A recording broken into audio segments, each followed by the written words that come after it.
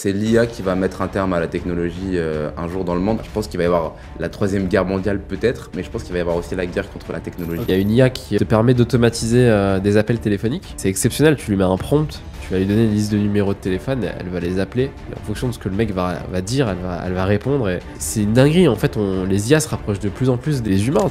Les hôpitaux à Dubaï sont propulsés par des IA, tu vois. L'IA permet au corps médical et aux hôpitaux de traiter plus de patients plus rapidement. Il y a énormément de bienfaits derrière ça. J'ai reçu un appel il y a quelques temps dans le cadre du business où c'était en fait une IA qui se faisait passer pour un prospect. J'ai remarqué quelques failles dès le départ et c'était super bien fait. À Dubaï, t'es obligé de payer les loyers un an d'avance. Donc du coup, tu te retrouves à payer un tiers de ton loyer pour rien.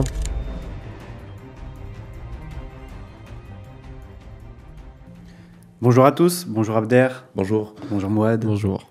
J'espère que vous allez bien. Non, ça va pas trop aujourd'hui. Ok, on y reviendra dessus. Je finis mon intro, s'il te plaît. On se retrouve aujourd'hui pour ce nouvel épisode des deux frères. Donc deux frères, un animateur, un max de valeur. J'espère que vous allez bien les gars. Abder ne va pas bien. Mais juste avant, on va tirer au sort celui qui a gagné 100 € la semaine dernière.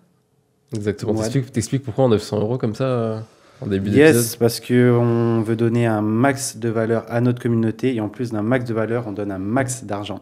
Non. C'est ça qui intéresse la communauté. En fait, ce qu'on fait, c'est qu'on offre 100 €. En gros, sur chaque épisode, on donne un mot-clé. Donc, on va dire quelque chose pendant l'épisode. Et on va dire, par exemple, le mot-clé est. Et il vous suffit simplement de le mettre dans les commentaires et de repartir avec 100 €. Donc, la semaine d'après, on regarde les commentaires, on prend quelqu'un au hasard et on lui offre 100 €. On est le seul, je le répète encore une fois, podcast en France qui distribue de l'argent sur chaque épisode, les amis. Est-ce que vous vous rendez compte? Et donc, du coup, comme d'habitude, on va Très commencer. facilement. Hein. Il suffit d'écrire un mot-clé, vous prenez du plaisir à écouter le podcast, et puis après, vous mettez le mot-clé en commentaire, et vous gagnez 100 €, et puis à chaque fois, ça fait plaisir les retours qu'on a. Et donc, cette fois-ci, quelqu'un que j'ai vu commenter souvent, et on n'a encore jamais eu l'occasion de lui faire gagner ces 100 € là, c'est Maxime Zayden Spinner. Merci Maxime pour tous les commentaires. Ça fait toujours plaisir. 37,79. Yes, merci Maxime. Et puis continue à commenter parce que ce que tu n'as pas dit, c'est qu'une personne peut gagner 2-3 fois les 100 €. Donc continue à commenter et un jour vous serez certainement tiré au sort. Exactement. Yes. C'est ça. Abder, tu vas pas bien? Dis-nous pourquoi. Je regarde ton téléphone et On sent que t'as il y préparé a des du questions. sale là au niveau des questions. Non, c'est soft, c'est soft. D'ailleurs, on commence avec le premier sujet, les gars. Sujet soft, comme d'habitude. comme d'habitude. Qu'est-ce que vous en pensez des IA? Je vais préciser ma question. Oh non, pas C'est-à-dire, aujourd'hui, on est en 2024. Il y a tout plein d'IA, que ce soit pour les photos, que ce soit pour l'informatique. On a tout plein d'IA qui se développent. Vous préférez ce monde qui se développe avec des IA ou plutôt l'époque 2005, 2010, 2013, où on avait quand même des IA, mais c'était beaucoup plus restreint et tout le monde pouvait s'en servir sans trop aller dans le détail. Je trouve que c'est une super question. Je commence si tu veux. Comme tu veux. Moi, j'ai un avis qui est assez Très tranché. très extrémiste sur ça. Ok. Vas-y, commençons par l'extrême. Moi, je pense que c'est l'IA qui va mettre un terme à la technologie un jour dans le monde. On avait déjà fait un podcast où j'avais développé l'idée que je faisais le pari qu'un jour, on arriverait à un monde où il n'y aurait plus de technologie sur Terre, où tout disparaîtrait, Ouais. et on reviendrait un peu à l'âge de pierre. Et en fait, ma théorie, c'est que la technologie va devenir tellement importante et elle va prendre tellement une place importante dans l'intimité de l'humain, où en fait l'humain ne va plus avoir d'intimité, et tout ça à cause de la technologie, et du coup l'IA c'est lié quelque part, et comme on le disait, tu as des logiciels, ça n'a rien à voir avec l'IA, mais tu as des logiciels où en fait à un certain moment donné, en payant quelques euros, tu pourras avoir accès, ou même gratuitement, avoir accès directement au micro de la personne, D'accord. ou même avoir accès au micro de sa télévision, ou avoir accès enfin bref, tu peux vraiment en fait mettre un terme à l'intimité de l'humain, et je pense que l'IA, ça va être l'une des raisons pour lesquelles l'humain va... Je pense qu'il va y avoir la troisième guerre mondiale peut-être, mais je pense qu'il va y avoir aussi la guerre contre la technologie. Ok, donc potentiellement l'humain se rebellerait contre les IA. Ouais. Moi je parle très fort, donc ce qui est bien quand je mets le micro un peu éloigné, c'est qu'on m'entend très bien, j'ai remarqué par rapport à beaucoup de personnes. Ouais, ça va alors.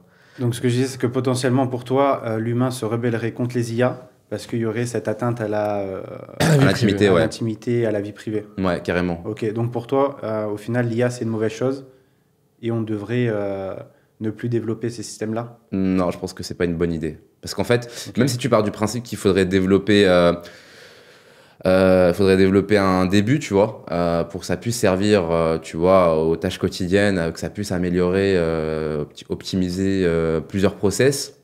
Il faut se dire que l'humain, il veut toujours développer plus et on veut toujours plus de technologie. Et au final, comment arrêter quelque chose, tu vois, qui n'a pas encore été construit, tu vois, finalement, parce qu'on veut toujours aller jusqu'au bout, quoi, tu vois. Ok. Ouais. Merci Abder pour ton avis. Mouad, vas-y. Ouais, bah moi, je suis pas forcément de cet avis-là. En fait, déjà, je pars du principe que là, ce qui est en train de se passer, enfin, en fait, dans les 10, 15, 20, 30 prochaines années, je pense qu'aujourd'hui, on est incapable de deviner à quel point la technologie sera avancée. L'IA va se Dans développer. dans la même mesure qu'il y a 30 ans, les gens étaient incapables de s'imaginer que potentiellement il y aurait des téléphones portables tactiles avec accès à Internet partout dans le monde, FaceTime, les casques virtuels de réalité augmentée. Pareil pour tu sais, le fait de voyager. On m'avait posé la question, est-ce que tu penses qu'un jour on pourra se téléporter? Ma réponse était toujours non. Mais quand tu vois qu'avant, par exemple, pour faire Dubaï-France, je sais pas, ils mettaient peut-être 2-3 mois, tu vois, en cheval pour le faire. Maintenant, on met 6 heures. Potentiellement, un jour, on aura un tunnel qui permettra de le faire en 1 heure. Peut-être qu'un jour, on arrivera à le faire en 10 minutes, tu vois. Et je pense que, bah, en fait, comme toute avancée et nouveauté technologique, comme les smartphones, par exemple, tu as toujours un aspect ultra négatif à ça, mais tu as toujours aussi un aspect positif à ça, tu vois. C'est-à-dire qu'aujourd'hui, ton téléphone, bah, au même titre qu'une IA, en fait, je pense que c'est juste un accélérateur et tu peux vite tomber, je pense, dans un vice ou dans un... comme toute nouvelle technologie, tu vois. Mais ton téléphone, bah, globalement, tu peux aussi l'utiliser pour t'éduquer, pour te rapprocher de ta religion, pour faire énormément de choses qui sont bien, tu vois. Mais la plupart des gens, c'est pas forcément l'usage qu'ils vont faire. Et du coup, ouais, non, je trouve que l'IA, c'est vraiment un sujet assez dingue, tu vois. Quand je découvre là les IA qui sortent, tu sais, sans rentrer trop dans le détail, etc., mais il y a une IA qui te permet d'automatiser des appels téléphoniques. Je sais pas si je t'en avais parlé. Ouais. Et en gros, c'est exceptionnel. Tu lui mets un prompt et littéralement, tu vas lui donner une liste de numéros de téléphone, elle va les appeler. Et en fait, elle va respecter ton script et ton prompt. Et en fonction de ce que le mec va dire, elle va répondre. Et... Enfin, je trouve que c'est une dinguerie. En fait, les IA se rapprochent de plus en plus des humains. Tu peux avoir une discussion avec une IA et avoir l'impression que tu es en train de parler avec un humain, tu vois. Et lui mettre des prompts, des trucs. Donc, je trouve qu'il y a toujours ce truc un peu où, au départ, quand tu découvres la chose, je me souviens, on avait découvert ensemble ChatGPT Abder à l'époque. Et tellement tu trouves ça incroyable, en fait, tu te dis, mais c'est pas possible, ça peut pas être la création d'un humain, tu vois, au début quand tu découvres le truc. Et ouais, je pense qu'en fait, on est complètement inconscient de à quel point les technologies elles vont être genre juste dingues dans 10, 20, 30, 50 ans, tu Ouais, vois. je suis d'accord. À quel point elles peuvent être nocives parce que quelque part, t'imagines que je pense que ça doit déjà exister, mais tu sais, une simple petite mouche que tu peux acheter sur Amazon ou un moustique qui est en fait une caméra Oui, c'est micro et qui peut espionner n'importe quelle personne. Et je pense que en fait, la technologie, à un certain moment donné, là, on arrive au point, on a quoi, les iPhone 14, les iPhone 15, iPhone 15. Et je pense que là, bah, dans les prochaines années, on arrive vraiment vers des niveaux où, en fait, comme je t'ai dit, on pourra vraiment porter atteinte à l'intimité des gens très facilement avec un très petit budget. Et seul Dieu sait à quel point les gens sont très curieux et on avait déjà développé ce sujet ensemble. La curiosité de l'humain qui en veut toujours plus, qui veut toujours savoir plus. Et du coup, bah, vraiment, pour quelques euros. Et en fait, c'est ça qui est fou, c'est qu'en fait, la technologie, elle est accessible à un prix qui est de moins en moins cher à travers le temps. Un exemple, quand par exemple quand l'iPhone sort pour la première fois, il n'est pas accessible au grand public. C'était des personnes qui avaient vraiment pas qui étaient forcément millionnaires, mais un smicard, c'était pas possible. Et avec le temps, en fait, la technologie, elle coûte moins cher. Je te donne un exemple. Par exemple, il y a 20 ans, pour avoir une caméra de telle qualité, fallait que tu payes des milliers, des dizaines et des dizaines et des centaines et des centaines et des centaines de milliers d'euros. Ça n'a rien à voir avec l'intimité des gens. Genre là, on a déjà un certain niveau de technologie qui pourrait faire que l'intimité des gens soit remise en question. Je pense que l'intimité des gens, c'est un truc qui... Moi, mon avis, c'est que l'État a le contrôle à 100% sur l'intimité des gens, puisque bah, en fait, tu sais, l'État peut très bien avoir accès à ton téléphone, accès à toutes tes données, tous tes SMS, tous tes appels, tous tes trajets, ta géolocalisation quand il le souhaite, simplement en contactant ton opérateur téléphonique, ou même avec le logiciel Pegasus en ayant accès à ton téléphone. Mais je pense que ça restera toujours l'État qui aura le pouvoir là-dessus et non pas la population, parce que si demain, tout le monde a accès à ce que tout le monde fait, bah, ça crée un chaos et ce chaos-là, il est pas bon pour l'État, tu vois. Et l'État a aucun intérêt à ce que tout le monde sache que tout le monde fait. Si aujourd'hui tes données sont accessibles, ça veut dire que aussi potentiellement les données d'une personne qui est milliardaire le seront, tu vois, ou une donnée d'une personne qui est dans des affaires politiques le seront aussi. Et à ce moment-là, bah, plus personne communiquera par les voies de communication traditionnelles. Donc pour moi, c'est pas logique que pour quelques dizaines d'euros demain, tout le monde puisse avoir accès à la vie privée. Si. Tout le monde puisse... Et si tout le monde a accès à ta vie privée et que tu le sais, bah tu utiliseras plus.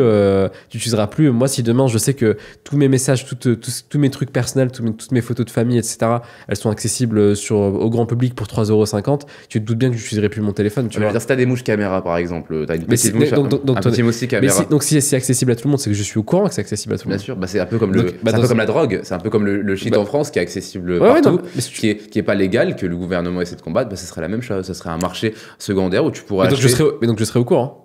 Tu serais au courant que et ça donc, existe. Est-ce que tu penses que... Tu te sentirais plein d'intimité. Et toi, par exemple, si tu sais que t'es au courant que genre pour 5 €, les gens ils peuvent avoir accès à une mouche. Ouais, non, pas une mouche caméra. Non, à ton téléphone, par exemple. Non, moi je te parle de la mouche caméra. Ok, est-ce que tu chercherais pas à trouver une solution pour contrer ça?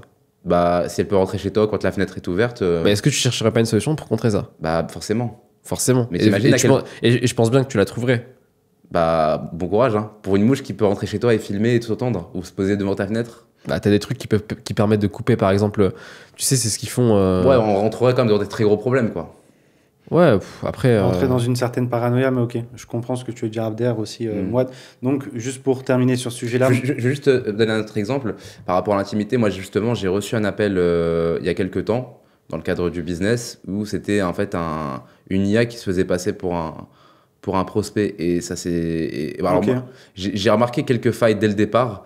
Et c'était super bien fait. Et là, encore une fois de plus, on porte quelque part atteinte à l'intimité, à mon intimité quelque part professionnelle. C'est-à-dire qu'on se fait passer pour une personne qui est intéressée pour évaluer en fait mon langage, pour évaluer pour évaluer mon offre, pour évaluer quelque chose. Que ce soit une IA qui le fasse ou que ce soit un humain, ça change pas. Ce que je veux te dire par là, c'est que même là, on commence déjà à porter atteinte à mon intimité. Moi, je me suis senti. C'est dans le cadre professionnel. C'était mon ressenti. C'est tout. Mais juste petite question là-dessus, c'est que ce soit un humain ou une IA, ça aurait changé quoi? C'était mon ressenti. Je me suis senti. Je te dis pas que c'est pas bien de ressentir ça. Je te dis juste pourquoi est-ce que par rapport parce que c'était un humain qui était caché derrière une technologie. Donc, si ça avait été un humain directement, c'est comme tu vois comme la mouche qui rentre chez toi. Bah en fait c'est pas l'humain qui rentre chez toi, c'est la technologie. Ouais, c'est traître quoi. C'est le côté traître. Exactement. Donc je me sens voilà, c'est pour moi on porte atteinte quelque part à mon intimité. C'est un début à tout, tu vois. C'est un cheval de Troie quoi. Continuons. Ok, donc juste pour terminer, Mouad, toi, tu es pour ce développement-là des IA et de cette technologie? Non, ouais, je suis pas du tout un expert dans le sujet, donc je vais pas te dire si je suis pour ou si je suis contre, tu vois. J'en ai aucune idée en vérité. Ok, juste tu suis le mood pour l'instant. Après, t'étais pas d'accord avec moi au début. Moi, je pensais que t'allais contredire. Non, je suis pas d'accord dans le sens où je pense que dans tous les cas, il y aura, peu importe ce que tu fais, il y aura toujours des choses positives et des choses négatives, tu vois. Par exemple, je prends l'exemple de l'apprentissage. Aujourd'hui, l'IA, ça te permet d'apprendre beaucoup plus rapidement, ça te permet de résumer des livres, je pense demain, tu pourrais, tu vois, avec les knowledge, tu peux lui donner des connaissances. Par exemple, je te donne un exemple, tu peux mettre la Bible dans une IA et demander, par exemple, à ce qu'elle te retrouve tel passage rapidement, qu'elle te fasse un résumé de tel truc, qu'elle te raconte une histoire par rapport à ça. Enfin, tu peux faire énormément de choses, je pense, tu vois, peu importe Enfin, sur plein de choses. Donc, tu as forcément toujours des trucs, des côtés positifs. Comme moi, ça m'a aidé plein de fois, hein, l'IA. Par exemple, je vais vous donner un exemple, les gars. Je reçois un message de Facebook Ads. Donc, si je venais d'ouvrir mon compte et tout, c'est au début que je faisais de la publicité. Et qui me dit, ouais, votre compte va être bloqué, machin. Dépêchez-vous de vous connecter et de nous mettre vos pièces d'identité. Moi, je connaissais pas trop Meta Business. Et du coup, je le fais. Et en fait, je commence à écrire et tout. Et je copie-colle l'email et je le mets sur ChatGPT et je lui dis écris-moi une réponse parfaite pour débloquer mon compte en montrant que je suis quelqu'un qui est prêt à faire ce qu'il faut faire pour débloquer le compte, etc. C'est ce qui me répond ChatGPT. Ok, pas de souci, je vais te dire ce que tu dois écrire et tout. Mais regarde, fais attention, il se peut que ce soit pas Facebook qui t'envoie ce message, il se peut que ce soit un scam. Vérifie la. J'en ai déjà reçu. Vérifie la. J'en ai déjà reçu. Ouais, mais quand c'est la première fois et tout, t'es pas forcément au courant. Ouais, c'est vrai que la première fois, je pensais vraiment que c'était Facebook. Et après, j'ai regardé et effectivement, c'était pas Facebook. Et du coup, moi, c'est l'IA qui me l'a dit, tu vois. Et je pense qu'il y a énormément de trucs positifs. Mais pareil, comme je le disais pour les téléphones, il y a énormément de choses négatives aussi. Donc ouais, je sais pas si je suis pour, je sais pas si je suis contre. Je sais juste que pour l'instant, je peux rien y faire, frérot, tu vois. Et que voilà, on verra bien ce que ça donne. Mais en tout cas, on va essayer d'en tirer le maximum de profit. Moi, je pense, les amis, après, je vise pas moi ou je te vise pas toi. Hein. Je pense qu'il faut faire très attention à pas tomber dans le syndrome du point positif. Tu vois, comme on a fait un débat sur l'avant-dernier podcast avec faut tout tirer le point positif. Tu vois, je pense que comme l'IA, par exemple, ou comme le téléphone, moi, tu vois, là, genre, j'ai changé d'avis en quelques semaines. Hein, tu vois, encore il y a quelques semaines, je t'aurais dit, le téléphone, faut savoir le manier avec les points positifs, etc. Mais en fait, c'est un petit peu comme si tu comparais ça, on va dire, à l'alcool ou par exemple à la drogue ou à chaque chose qui peut détruire un humain, tu vois, qu'on connaît aujourd'hui, qui est clair et net.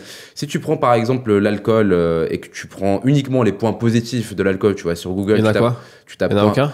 bah forcément il y a toujours un point positif derrière une drogue. Tu veux taper sur Google point positif à part la dopamine que tu libères. Mais il n'y a pas que ça. Tu vas retrouver d'autres points positifs qui sont pas très importants. Mais si tu prends en compte les points positifs uniquement, tu vois ce que je veux te dire, en te disant bah ça m'aide ou ça permet d'avoir ce truc là, mais derrière tu oublies les points négatifs et tu fais pas le comparatif, un peu comme dans la vie, tu sais, quand tu veux prendre une décision, tu prends toujours les points positifs et les points négatifs. On n'est pas fou à toujours uniquement se dire ah il y a un point positif, parce qu'il y a un point positif derrière chaque chose qui peut être même des fois parfois très très mauvaise malheureusement. Donc je pense qu'il faut faire attention à vraiment faire aussi pas regarder souvent que le point positif, mais regarder aussi le point négatif de la chose. Et quand je parle de l'IA, quand je parle du téléphone aujourd'hui, faudrait être fou aujourd'hui pour comprendre que par exemple un téléphone c'est nécessairement très positif, tu vois, dans ta vie par rapport au mal que ça t'apporte en fait finalement. Donc je pense qu'en vérité, est-ce qu'on doit utiliser ou non le téléphone, est-ce qu'on doit supprimer ou non le téléphone, ça pourrait être un sujet de discussion qu'on pourrait développer maintenant ou sur un autre podcast. Tu vois. Ok. Merci Abder pour cette réponse. On va switcher. Sujet préféré d'Abder, toujours. Business. Le business. Attends, juste avant, moi j'aimerais bien avoir ton avis sur l'IA. Tu penses que c'est une bonne chose ou une mauvaise chose ? Moi je pense que, en fait, l'IA, je pense qu'à chacun, l'IA nous fait peur, dans le sens, ça remplace de plus en plus de métiers, tu vois. Mais je pense que d'un autre côté, il faut aussi s'adapter. Après, je vais rejoindre le sens d'Abder, où je pense que dans l'IA, il y aura de plus en plus de côtés négatifs. On le voit par exemple avec Elon Musk qui fait des puces que tu peux mettre dans ton cerveau et qui vont des trucs un peu chelous. Voilà, c'est ça. Donc je pense qu'on va de plus en plus sur ce côté un peu darkness, tu vois, et c'est ça que j'aime vraiment pas.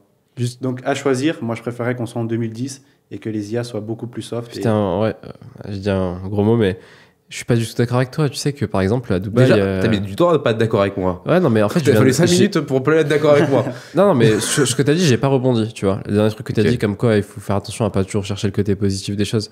Ouais. Mais tu sais que par exemple, quasiment tous les hôpitaux, pour y être il y a pas longtemps, des hôpitaux à Dubaï sont propulsés par des IA, tu vois. Genre, t'as plein de machines qui sont utilisées par des IA. Aujourd'hui, la plupart des outils que tu utilises, ne serait-ce que les CRM ou même le corps médical, de plus en plus l'IA permet au corps médical et aux hôpitaux de traiter plus de patients plus rapidement.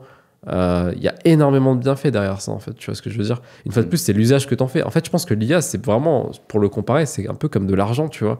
C'est un propulseur de ce que tu fais. Mais si on coupe la poire en deux et qu'on dit maintenant, sans IA ou avec l'IA, est-ce que l'IA a plus de côté négatif ou plus de côté positif ? Franchement, mon avis, tu sais, moi j'ai un avis, c'est une très bonne question. Mon avis, il est peut-être amené à évoluer, mais aujourd'hui, je dirais avec l'IA. Parce que c'est un propulseur. En fait, c'est comme si tu me dis, Mouad, tu préfères être avec ou sans argent ?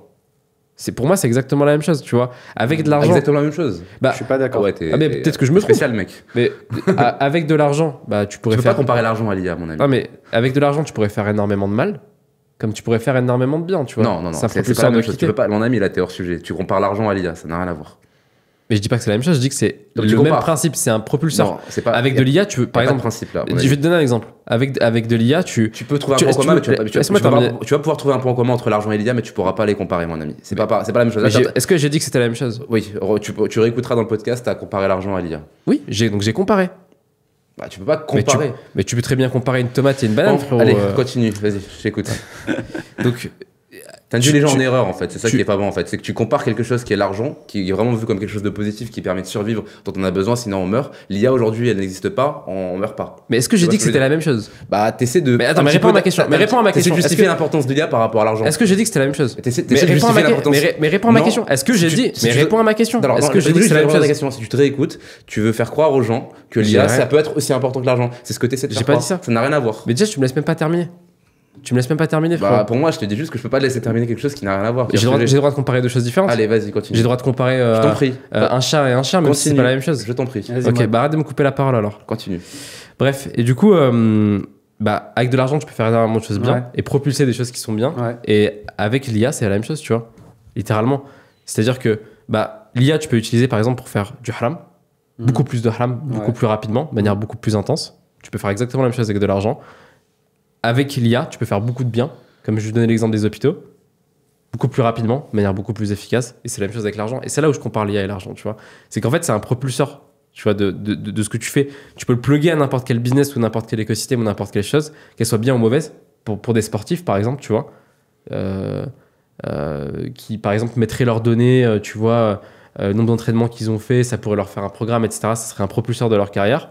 Ou pour des voleurs qui essaieraient de trouver un truc à voler. Tu vois, en fait, peu importe ce à quoi tu le plugues, que ce soit un truc bien ou mauvais, ça le propulse, tu vois ce que je veux dire, et ça permet d'être beaucoup plus efficace dessus. Et je trouve que c'est pareil pour l'argent, tu vois. Ok, d'accord. Merci Mouad pour ta réponse. On va changer de sujet maintenant, les gars. Business. Sur le dernier podcast, on avait terminé avec quand abandonner son business. Son idée de business, en tout cas. Donc, si vous voulez connaître la réponse, regardez le dernier podcast. Là, aujourd'hui, la question est, si vous n'aviez pas d'activité, quel business vous lanceriez en 2024 ? Vas-y, commence.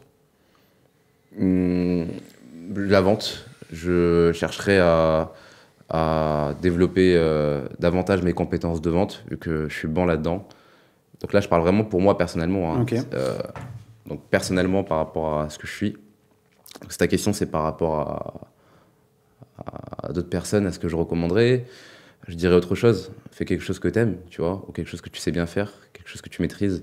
Et comment tu sais que tu es bon donc, par exemple, comment toi tu sais que tu es bon en vente ? Tu le sais. En fait, si tu as 18 ans, tu le sais, quoi. Tu vois ce que je veux te dire ? Tu le sais que tu es bon en vente. C'est des qualités dont on t'a vendu les mérites, tu vois, directement ou indirectement, ou même toi-même, tu sais que tu arrives à obtenir ce que tu veux en général dans la vie. Quand tu comprends que cette personne a besoin de ça et que tu as identifié le fait qu'elle ait besoin de ça pour résoudre son problème, tu arrives à trouver le chemin, le discours le plus rapide pour qu'elle puisse, tu vois, arriver à souscrire ou à faire cette chose-là parce que tu sais que ça répond à son besoin, tu vois.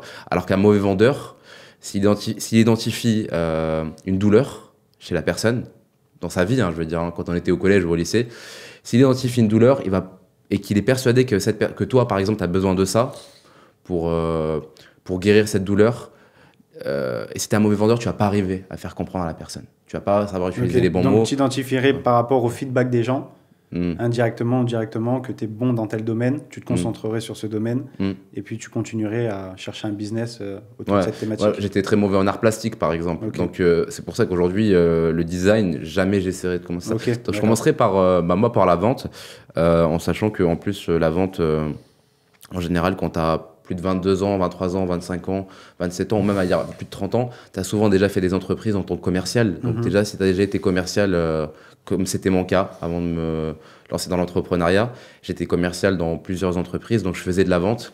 Et quand tu étais dans des plateaux où tu te rends compte que en fait, tu es bon, tu performes, tu finis toujours dans le top des meilleurs vendeurs, c'est déjà un très bon signe pour pouvoir du coup exercer la même activité en tant qu'indépendant. À ton compte, ouais. À ton compte. Donc, pour moi, la seule prise de risque, c'est juste d'être indépendant et de pouvoir utiliser, ou en tout cas de fournir la même énergie en tant que vendeur, mais tout en ayant un salaire qui peut être 3 fois plus élevé au minimum, tu vois, au bout de quelques semaines.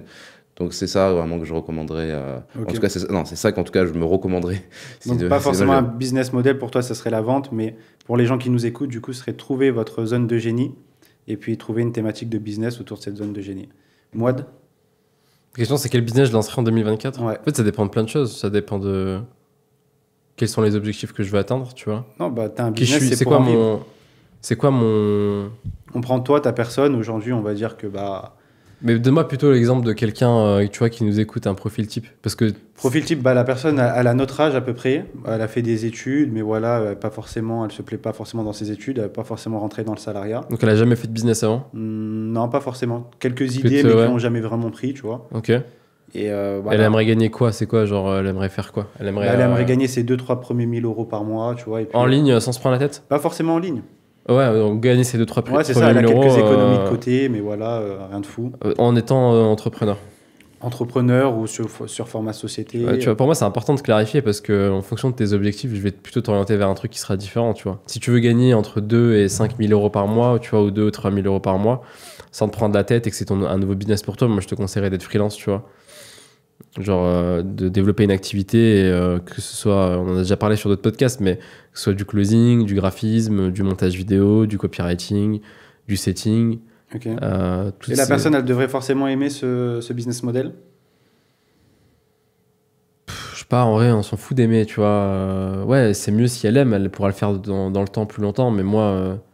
Non, Ça- c'est mieux si elle sait faire. En fait, il faut qu'elle sache le faire. C'est mieux que aimer.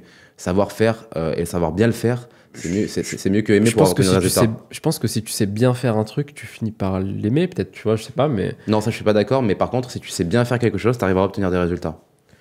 C'est totalement différent. Là, tu parles d'une personne qui doit obtenir des résultats.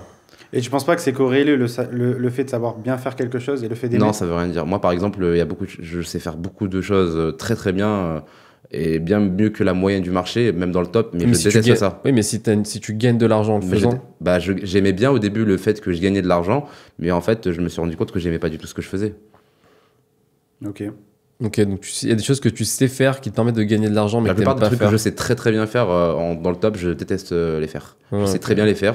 J'arrive à obtenir des très bons résultats. Bah, comme par exemple travailler à la maison. Quand je travaille à la maison, en quelques heures, j'obtiens des résultats qui sont incroyables, mais je Mais est-ce déteste que tu ça. n'aurais pas des meilleurs résultats en travaillant dehors? Je pense en fait c'est corrélé à plusieurs paramètres, tu vois. Ça dépend de où est-ce que tu travailles, ça dépend pour qui, etc. etc. Ouais, du coup, pour finir, ouais, ta question, c'est est-ce qu'il faut aimer faire la chose? Le mieux, c'est oui, mais après, si c'est pas obligé. Genre, il y a trop de gens, je trouve, qui sont en mode ah, il faut absolument que je trouve le truc que à la fois j'aime, que le marché veut, que truc, et cocher trop de critères, tu vois. Genre, moi, si par exemple, quand je me suis lancé, j'ai fait plein de trucs que j'aimais pas juste pour gagner de l'argent et je Ok. m'en fous, tu vois. Si c'est pour gagner tes 2-3 000 euros par mois et que ça te permet de sortir de la galère dans laquelle t'es, fais-le, tu vois. Je cherche pas forcément à trouver un truc que t'aimes. Ok. Après, si ton but c'est de trouver un truc que tu vas faire sur les 10 prochaines années, ouais, évidemment, c'est mieux que tu trouves un truc que t'aimes parce que la meilleure façon de travailler sans avoir l'impression de travailler, c'est de faire quelque chose que t'aimes. Tu vois, si tu fais quelque chose que t'aimes, t'auras jamais l'impression de travailler de ta vie, tu vois. Donc ouais, moi, pour gagner 2-3 000 euros par mois en 2024, pour quelqu'un qui veut lancer un business, bah, développe une activité de freelancing. Je trouve que c'est la meilleure life que tu peux avoir. T'as pas de responsabilité. T'as pas de responsabilité. Toute proportion gardée. T'as pas de, comment dire, t'as pas de patron. T'as pas d'horaire. T'as pas forcément de lieu de travail. En tout cas, je parle pour les activités qui sont en ligne. Tu vois, tous ceux que j'ai cités avant. Tu gagnes bien mieux ta vie qu'un salarié. T'as une certaine flexibilité dans ce que tu peux faire. T'as la possibilité demain de développer et de lancer une agence, peu importe ce que tu fais. Donc ouais, par exemple, bah, moi, ce serait closing, tu vois. Genre, closing, c'est juste, t'as une compétence, tu sais vendre, t'as un client, tu reçois des appels dans ton agenda, t'es derrière ton PC, tu closes, t'encaisses des commissions tous les jours, tu peux faire 300 euros par jour. Ok. Et puis c'est tout, et c'est pareil pour toutes les autres compétences. Moi, ce serait plutôt le closing parce que je trouve que t'as pas de logiciel à acheter, t'as pas de... Tu vois ce que je veux dire? T'as pas de travail à rendre, tu passes juste ta journée derrière un PC à faire des appels, en train de discuter, là, je pourrais être en train de gagner de l'argent, tu vois. Et bah, pareil, le montage vidéo, c'est la même chose. Le setting téléphonique, le setting écrit, le design, la personne qui fait nos miniatures, par exemple. Toutes ces compétences-là, c'est des gens qui bossent depuis chez eux, qui ont plusieurs clients, qui gèrent leurs horaires comme ils le souhaitent et qui kiffent leur vie, tu vois. Donc, Et j'aimerais juste et ajouter qui un font truc. 2-3 000 euros minimum par mois. tu J'aimerais juste ajouter un truc parce que quand tu lui as posé la question, il t'a demandé, tu lui as demandé par rapport au salaire que c'était important pour toi de comprendre le salaire avant de répondre à la question. Mais en fait, pour moi, il n'y avait même pas question de poser cette question. C'est peu importe en fait le type de revenu que tu veux faire. En commençant quelque chose que tu sais bien faire et que tu aimes bien faire, je veux dire même le closing, si tu commences en tant que closer ou même si tu commences en tant que monteur vidéo, tu en fait, t'auras aucune limite dans le salaire que tu veux atteindre. Si déjà, en plus, tu vas être obligé de commencer en apprenant, en faisant bien la chose, parce qu'une fois que tu sauras très bien le faire, ça te permettra carrément de recruter, de déléguer et de partager en fait tes skills auprès de ton équipe et de pouvoir proposer ton service avec une très bonne qualité à plusieurs personnes. Donc tu pourras vraiment atteindre des revenus à plus de 30 000 euros. Ça va vraiment être en fait ton bon vouloir. Et si tu fais quelque chose de très très bien, j'ai envie de te dire, si tu ouvres une boulangerie et que ta baguette c'est la meilleure de la ville, t'es persuadé qu'en fait, même cette boulangerie elle te rapporte que 3 000 euros par mois, que en fait tu peux dupliquer le modèle et gagner beaucoup plus. Voilà, tu as la porte ouverte pour en ouvrir 20 autres, même si, alors qu'une personne par exemple qui va avoir un budget 10 fois supérieur au tien, même 100 fois supérieur au tien, si sa baguette elle est 10 fois moins bonne, il sera d'autant plus, beaucoup plus handicapé que toi, alors qu'il a 100 fois plus de montant, parce que toi, ta baguette de pain, elle va se vendre, tu vois. Et ça, je pense que c'est le plus important, c'est le fait de se dire qu'en fait, il n'y a pas de limite, à part du moment où tu sais très bien le faire et que tu aimes le faire. Ça, c'est mon avis. Donc pour moi, en vérité, il n'y a pas de limite. Prends juste quelque chose que tu sais bien faire et que tu aimes bien faire. Parce qu'en vérité, moi, je pense qu'il ne faut pas tomber dans le panneau de prendre quelque chose que tu sais très bien faire, dans lequel tu as des résultats. Et parce qu'en fait, au bout d'un certain moment, tu vas te rendre compte qu'en fait, quand tu vas avoir l'argent, tu n'auras plus besoin de compter ton porte-monnaie à la fin du mois. Au bout de quelques mois, en fait, tu n'auras plus cette motivation de travailler. Et tu dois comprendre qu'en fait, le travail, ça représente la majorité de ton temps. Tu passes plus de temps au travail qu'avec tes amis, avec ta famille. En fait, le travail aujourd'hui, c'est le temps le plus important que tu passes dans ta vie. Parce qu'en fait, quand tu vas dormir, finalement, tu ne te rends pas compte, mais quand tu travailles, c'est 80% de ton temps, quoi. Et ça, c'est super important. On oublie souvent le temps qu'on passe au travail. Tu vois ce que je veux dire? Donc, quand il y a les résultats, c'est bien, mais après, dans le temps, ce serait bête de recommencer quelque chose d'autre. Tu vois ce que je veux dire? Même si tu n'as plus besoin de... En fait, tu vas penser que... Donc, penser sur le long terme? Ouais, penser sur le long terme, parce que c'est vrai que souvent, en fait, c'est ça qui se passe, c'est que quand on n'a pas l'argent, la motivation, la motivation, c'est de plus compter les euros à la fin du mois. Une fois qu'on n'a plus besoin de compter les euros à la fin du mois, là, en fait, il va y avoir un petit peu, comme on dit, les masques qui tombent. Là, tu vas vraiment comprendre si tu aimes ce que tu fais ou pas. Si tu aimes ce que tu fais, à ce moment-là, tu vas pas ressentir de douleur ou tu vas pas ressentir un espèce de gilet de 10 kilos sur toi dans tes journées de travail qui vont suivre dans les semaines, dans les mois. Quand je dis gilet de 10 kilos, ça peut être la motivation, l'envie, la productivité, l'hygiène de vie. Si tu commences à voir que en fait, tu as une mauvaise hygiène de vie dans ton travail, à ce moment-là, au moment où tu as besoin de compter les euros, c'est déjà un premier signe, je pense. Ça, je fais une parenthèse dessus. Pour moi, ça, c'est un état d'esprit de faible, tu vois. Le fait de, genre, demain, tu as la possibilité de gagner 5, 6, 7 000 euros. Et tu te mets à te poser des questions. Est-ce que j'aime vraiment ce que je fais? Est-ce que je devrais pas faire autre chose? Genre juste... je le dis parce que genre, moi, tu vois, je gère des équipes de vente et je sais qu'il y a plein de personnes qui se rentrent dans ce truc-là de « Ouais, mais j'ai pas la bonne hygiène de vie, j'ai pas le bon truc. » Mais qu'est-ce que tu racontes? T'es derrière un bureau, tu travailles, tu gagnes de l'argent, tu pourrais être derrière un chantier, gagner 3 fois, 4, 5 fois moins. Et t'es là à te poser des questions, genre, est-ce que j'aime vraiment ce que je fais, tu vois? Enfin, pour moi, je trouve pas ça logique. Genre, moi, j'ai vraiment cette mentalité-là où je pense qu'il y a une phase de ta vie dans laquelle tu dois te sacrifier, tu vois. Tu dois te sacrifier, tu dois passer et faire des choses que t'aimes pas. Toutes les personnes qui sont au chantier, 80%, je pense, des personnes, même 95% des personnes qui travaillent n'aiment pas ce qu'elles font, dans la plupart des cas. Et je trouve que c'est déjà hyper luxueux le fait qu'on puisse gagner des revenus qui sont largement au-dessus de la moyenne, tu vois. Et en plus, le faire depuis où on veut, et en plus, gérer nos horaires, et en plus... etc. Laisse-moi juste terminer, s'il te plaît. Et en plus, etc. Et genre, se réveiller un matin et se dire, est-ce que vraiment ce que je fais, j'aime? Est-ce que je ferais pas autre chose qui me plaît mieux et tout, tu vois? En tout cas, c'est mon avis, tu vois. Totalement hors Mais sujet. explique-moi, du coup. Mais en fait, c'est fou comment t'écoutes jamais, hein, exactement. En fait, tu confirmes ce que je dis. Je suis d'accord avec ce que tu viens de dire, mais t'es hors sujet. Genre, moi, tout ce que j'ai dit depuis le début, c'est que à partir du moment où tu commences quelque chose, où tu n'as pas d'argent, ok, tu vas avoir la motivation pour le faire.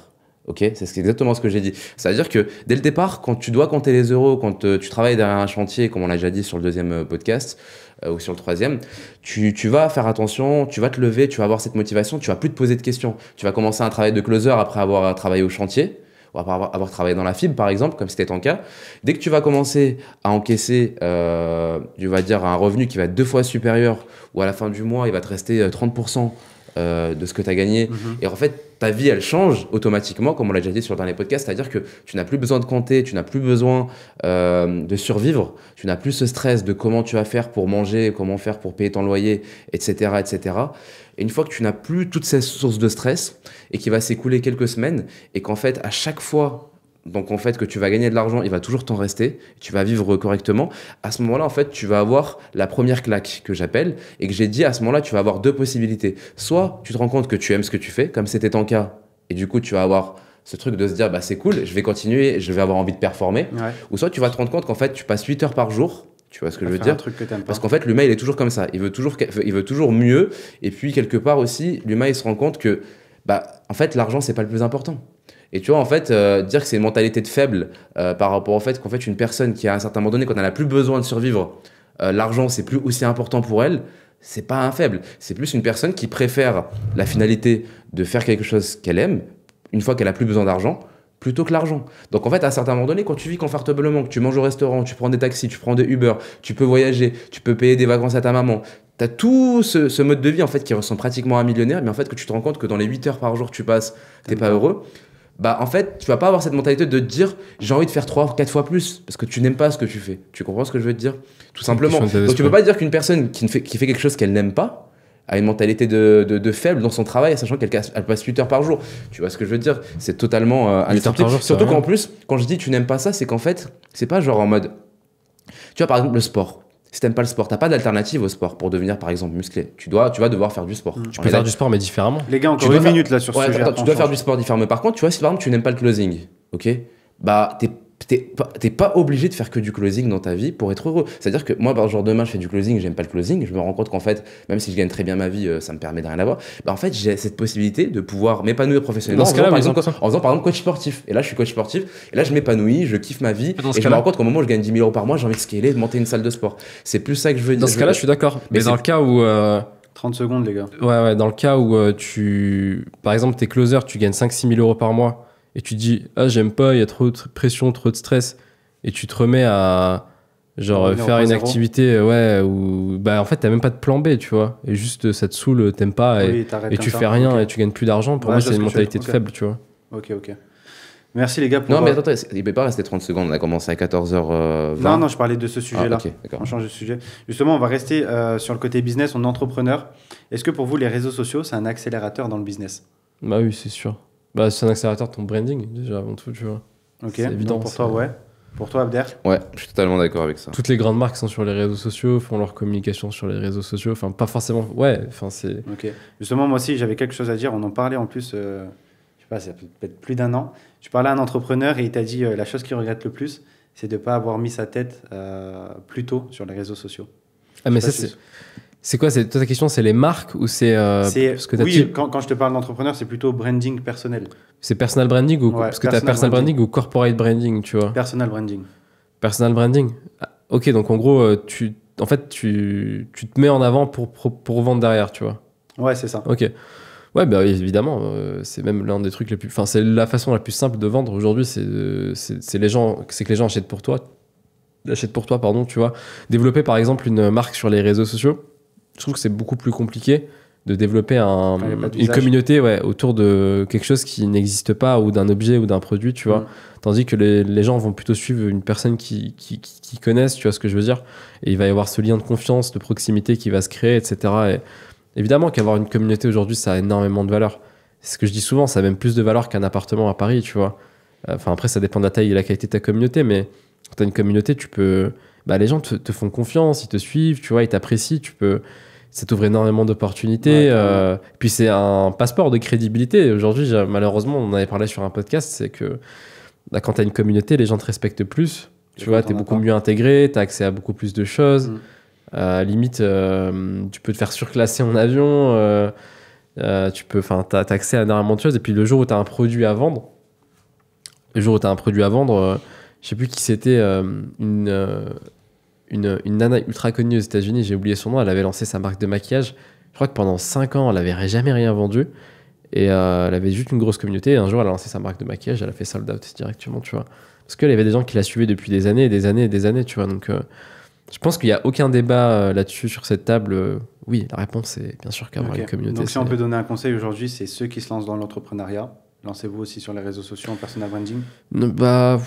Après, ça dépend de ton business, ça dépend de ton focus, tu vois. Genre le mec qui a. Moi, je pense que dans tout, que tu sois plombier, que tu sois chauffagiste, En vrai, Mais genre, je te donne un exemple. En fait, là, ça dépend de l'impact que ça va avoir. Alors, ça te sera toujours utile d'avoir une communauté. Mais après, ça dépend de toi, tes valeurs aussi. Moi, je sais que pendant longtemps, je pensais que jamais de ma vie, je mettrais ma tête sur les réseaux sociaux et que je serais le mec qui a réussi sa vie et que personne ne connaît, tu vois. Mais par exemple, le mec qui a une imprimerie ou qui a une société où il a des machines à laver automatiques. ouais. Le fait de mettre son personal branding, ça n'a pas propulsé son business. Si son but toute sa vie, c'est de faire que ça. Tu vois ce que je veux te dire? Bah, dans le sens, si, vente de formation après. Dans ce que je dis. Dans le cas où son but, c'est de faire ça toute sa vie. Pas de vendre des formations. C'est genre son business. Ouais, mais ça reste toujours attaché à son business. Non, c'est dans le cas où genre le mec, toute sa vie, son but, c'est de continuer à faire des laveries, tu vois. C'est pas de vendre des formations à un moment donné. Est-ce que vraiment le fait qu'il a un personal branding, ça va changer quelque Dans chose ce pour lui? sens-là, oui. Ouais, Ça bien va rien sûr. changer. Mais oui, genre, enfin, bien sûr, je suis pour. tu Après, vois. oui et non, le laverie, c'est un peu un cas spécial, mais par exemple, pour un kebab, quelqu'un qui met son personal branding, il tourne ça autour de l'humour, je pense que ouais, ça lui rapportera plus de clients. Dans ce Même cas-là, si ça ouais. allait Ah, mais dans cher. tous les cas, je pense dans 99%. Après, t'as des investisseurs qui sont peut-être parfois milliardaires, tu vois, ou même très très riches, Oui, qui qui ont, sont pas du tout connus, qui n'ont pas de qui ont pas personal besoin en branding. fait de ce personal branding parce qu'ils ont déjà aussi. Ouais, carrément. En fait, leur personal branding, c'est plutôt les millions qui vont investir dans les différentes entreprises qui, Ok. eux, ont un personal branding, tu vois. Ok. Et du coup, une chose que tu aurais dû plus faire dans ton business, pour toi par exemple, c'est montrer ton personal branding, tu penses? Que j'aurais dû faire plus tôt, tu veux dire? Ouais, dans ton business. Bah ouais, il y a cet effet d'exponentialité qui fait que plus tôt tu le fais. Mais c'est quoi du coup la chose que tu aurais dû faire plus tôt? Dans mon business? Ouais. Ou moi personnellement? Toi personnellement ou dans ton business? Bah moi personnellement, je pense que ça aurait été de m'intéresser au business en ligne plus tôt, tu vois, en Ok. étant au lycée. Après, dans mon business, quelque chose que j'aurais dû faire plus tôt. Je sais pas, en vrai, dès que je me suis lancé dans le business, quasiment, j'ai commencé à faire du personal branding, tu vois. Ok. Mais ouais, j'aurais pu en faire plus tôt. Parce que c'était différent, tu vois. J'ai pas trop envie d'entrer dans le détail, mais ouais, faire du personal branding plus tôt. Potentiellement, j'aurais une plus grosse communauté, mais est-ce que je l'aurais fait de la même façon? Je sais pas, tu vois. Ok. En tout cas, tu aurais mis un pied à l'étrier, tu aurais pu Je comprendre pense les que plus tôt tu le mécanismes. fais, plus t'es à l'aise et plus tu comprends le fonctionnement Les des choses, algorithmes etc. et tout. Tu vois, Ok. exactement. Abder, pour toi, une réponse? Une chose que tu aurais fait plus tôt dans le business? L'automatisation. Ok. Toutes les tâches répétitives Ok. qui te font perdre beaucoup de temps. Ça, j'aurais Ouais. fait dès le départ. Dès le départ. Je pense que une fois que ça marche bien surtout, parce qu'il faut pas faire l'erreur de vouloir tout automatiser alors que ça marche pas encore. Ouais. Quand tu as des résultats et que tu vois qu'en fait, par rapport à ces résultats-là, c'est souvent des tâches répétitives que tu fais. Par rapport aux résultats que tu obtiens, tu automatises. Ok. Ouais, je suis grave d'accord. Ouais. Automatisation aussi. En vrai, parce que tu m'as axé sur le personal branding, donc j'étais focus sur ça, mais ouais, c'est un truc que j'aurais dû faire plus tôt. Influencé. C'est ça. Il y a ça, et aussi le fait de déléguer. Tu vois, genre, combien de fois je me suis tiré les cheveux à essayer de faire un truc pendant des journées et des journées que j'étais incapable de faire, Mm. ou que ça buguait, j'étais pas content du résultat, j'étais pas content du design, etc. Ouais, t'aurais Et payé que un je freelance déléguais. 30, 40 euros, Mais c'est quoi. ça, mais je le fais. Et en fait, c'est là où le premier déclic que j'ai eu, c'était sur justement les deux sujets, automatisation et délégation, du coup, les deux en Ok. même temps. C'était pour automatiser plein d'actions, etc. en même temps. Je maîtrisais un petit peu déjà à ce moment-là Zapier et tout. Mais je me tirais les cheveux. Il y avait des formules que je comprenais pas, il y avait des intégrations que j'arrivais pas à récupérer, des API que j'arrivais pas à connecter et tout. Et j'ai délégué à un mec qui, pour genre une centaine d'euros, m'a tout fait en une après-midi. Ok. Je me suis dit, bah attends, j'allais passer une semaine pour le faire. Parce que le temps que j'aurais perdu en une semaine, c'est rien comparé au temps que lui il a mis et ce que ça m'a coûté, tu vois. Genre, par exemple, c'est ton taux horaire, tu vois, la délégation, c'est tu gagnes 1000 euros par semaine.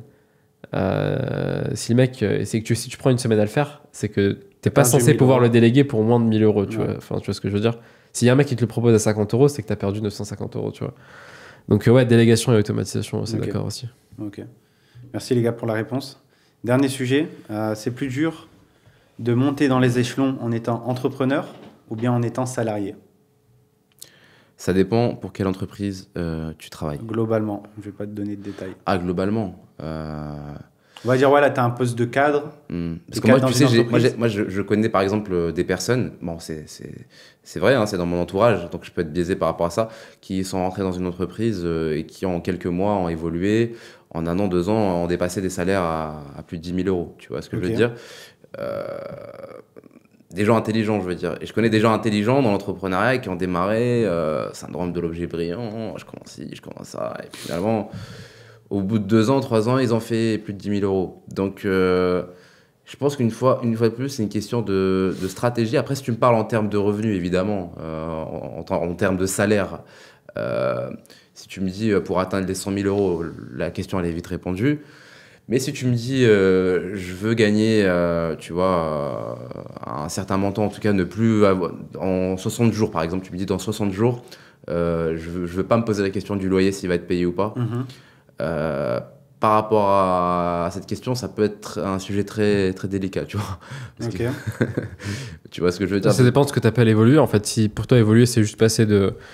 Pas forcément dans le salaire, mais dans le. Tu as travaillé par exemple chez David Laroche, c'est bien ça. Ouais. Donc tu vois, par exemple, dans un type de cas de figure, à ce moment-là, c'était le Mouad qui était, on va dire, qui connaissait pas grand-chose encore ou qui connaissait quelque chose au closing, mais qui n'était pas encore un expert, qui n'avait pas encore la capacité de pouvoir vendre ou de pouvoir apprendre aux gens le closing ou de pouvoir... en tout cas, c'était pas le même niveau. Je pense qu'à ce moment-là, c'était plus simple pour toi pour obtenir... je vais pas dire le revenu que tu gagnais, hein, en tout cas, mais c'est à ce moment-là que ta vie a confortablement changé, où tu passais vraiment de salaire basique à de très beaux salaires. Du coup, c'est là où la question elle est tendue. C'est parce que du coup, si à ce moment-là, tu t'étais lancé vraiment en tant qu'indépendant, Mais ouais, ça dépend ce que ça veut dire évoluer. Est-ce que c'est exactement ça? Est-ce que évoluer, c'est au niveau du revenu ou est-ce que c'est au niveau de. Parce que évoluer, ça veut dire énormément de choses. Tu as des Évoluer, personnes c'est qui, par dire- exemple, prennent des responsabilités dans une boîte et qui gagnent pas forcément plus d'argent et qui ont évolué. Tu vois ce que je veux Oui, dire? oui. On est- C'est sur les deux aspects, l'aspect revenu et l'aspect responsabilité où tu vas apprendre plus de choses, tu vas avoir plus de choses. Bah, l'aspect responsabilité, pour moi, c'est n'importe quoi. Tu vois, on en parlait la dernière fois. Mon frère, il était dans une boîte. Peu importe ça, c'est l'exemple. juste super Mais- délicat, je pense. Parce qu'en fait, Mais ça, tu ça- peux très bien ça être dépend manager, vraiment. tu peux très bien être manager et gagner moins d'argent qu'un commercial dans la même boîte et genre avoir évolué et pour ton ego te dire que c'est super, j'ai un meilleur statut, machin, etc. Mais t'as pas évolué au niveau des finances. Donc pour Alors, moi, Je dirais qu'au début, vraiment, je pense qu'au tu sais ce que début, je veux dire? je pense qu'au début, ça c'est vraiment qu'on a eu la chance nous, de pas faire études entrepreneuriat. Le fait qu'on soit passé dans le salariat, c'est vrai que ça peut être très formateur, pas toute sa vie, mais je pense qu'au départ, quand Je tu n'as pense vraiment aussi. aucune expérience, Ouais, je veux je suis dire, d'accord. je pense que c'est mieux de passer de faire l'étape étudiant, salarié, entrepreneur que de faire étudiant, entrepreneur pour différentes raisons, parce on le disait avec mon frère, que déjà c'est le fait aussi d'être empathique envers les salariés. Tu sais, souvent les entrepreneurs qui n'ont jamais été salariés, ils comprennent pas ce que c'est. Comme on réfléchit à un salarié dans le management, il rencontre quelques séquelles. Donc déjà par rapport à ça, même par rapport à l'expérience, le fait de comprendre comment fonctionne une équipe, comment ça se passe le management, de comprendre les défauts du manager, les décisions de l'entreprise, je pense que ouais, vraiment dès le départ, je pense qu'il vaut mieux trouver une bonne boîte qui te paie bien, avec des bonnes perspectives d'évolution, où tu es directement dans le tas, la boîte elle est en train d'évoluer, etc. Et tu es au cœur de cette évolution, au cœur de ce management, au cœur de sous ces failles qu'il peut y avoir en direct, plutôt que directement de te lancer dans l'entrepreneuriat, de parler avec personne, de rien comprendre et en fait de passer vraiment d'étudiant à entrepreneur. Donc je pense qu'au départ, ouais. Mais par contre, une fois que tu as fait ça, la suite logique, bah, c'est l'entrepreneuriat. Et il faudrait combien de temps dans une boîte pour vraiment bien comprendre Ça les dépend choses si t'es bête ou pas. Voilà. Je pense que si t'es vif et que tu comprends rapidement les choses, en quelques mois, t'auras fait le tour. Ok. Quelque chose à rajouter, Mouad? Non. All good. Next question. Next question? Il n'y en a pas? Bon les gars, comment vous vous sentez vous en ce moment là? Sur Dubaï? Ouais. Moi, je me sens bien. Après, ce que je disais, en plus, c'était la première question par laquelle je voulais commencer. L'air pollué. Première question que je voulais poser, en fait, c'était on sait que vous aimez bien Dubaï, mais maintenant, donnez-moi un seul point négatif à Dubaï. Abder, un seul point négatif. Moi, d'un seul point négatif. Avant On que a- tu sois là ou depuis que tu es là? Il est taquin. Et vous n'avez pas le droit de me répondre de la pollution. Pourquoi? Parce que c'est moi l'animateur, je décide. Ok. Bah, si je peux pas te répondre de la pollution. Moi je vais te dire honnêtement, je pense que je vais me faire beaucoup d'ennemis, hein, je pense en disant ça, mais je pense que c'est l'accent anglais que pratique la majorité des personnes qui habitent ici. C'est vrai. Voilà. C'est sûr. pas du tout un propos raciste, c'est juste un accent qui est incompréhensible Et qui te fait régresser ton niveau. et qui te fait régresser ton niveau, mais c'est aussi le fait que ils cherchent pas en fait à te comprendre ou à quand tu demandes d'articuler, etc. Voilà, c'est Ok, je peux l'accent pas. anglais pour toi, Mouad.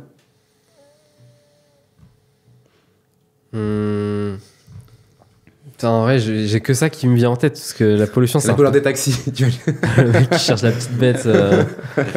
Non, ouais, c'est vrai, il y a la pollution, il y a l'anglais, et je dirais... Il y a la température en été. Température en été. C'est invivable. Ok. En juillet, août. Donc, Juste pour resituer, il fait combien du coup en été ici? je sais pas, mais en tout cas, moi j'étais venu en septembre, il faisait 47 degrés. Donc, 47 en septembre? Ouais, et j'ose imaginer, mais c'était début septembre. Et j'ose imaginer qu'il fait pareil en juillet, août. En tout cas, toutes les personnes qui sont restées en été ici m'ont dit que c'était infernal. Et en fait, en gros, tu deviens hyper casanier parce que dehors il fait hyper chaud, c'est étouffant. Et du coup, bah, en juillet, août, en fait, ça c'est un super point.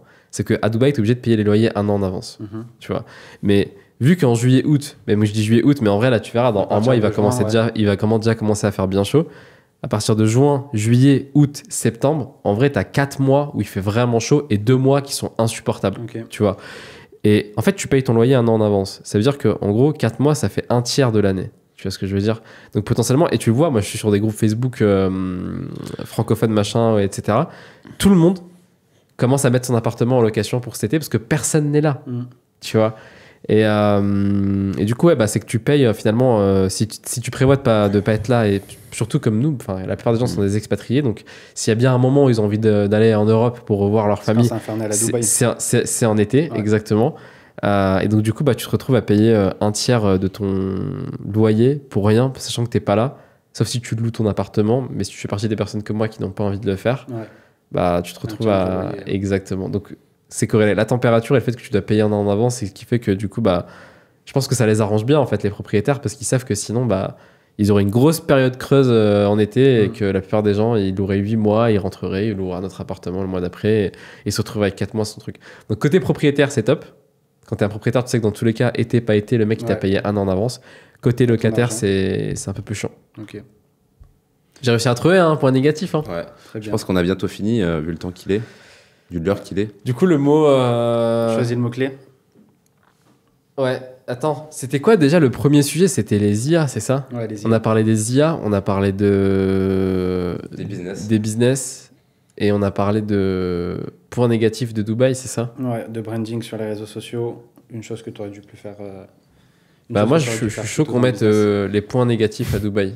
Je suis sûr qu'il y a des petits curieux qui s'amusent à taper ça sur YouTube en mode ou tu sais même ça se trouve on va tomber, c'est un reporter qui est en train de préparer un gros reportage à charge sur Dubaï qui tape ça pour essayer de trouver des exclus. Il va dire j'ai trouvé enfin des gens qui parlent mal Il de verra que Dubaï. l'épisode ne parle pas de Dubaï. Et après il va tomber sur nos autres épisodes.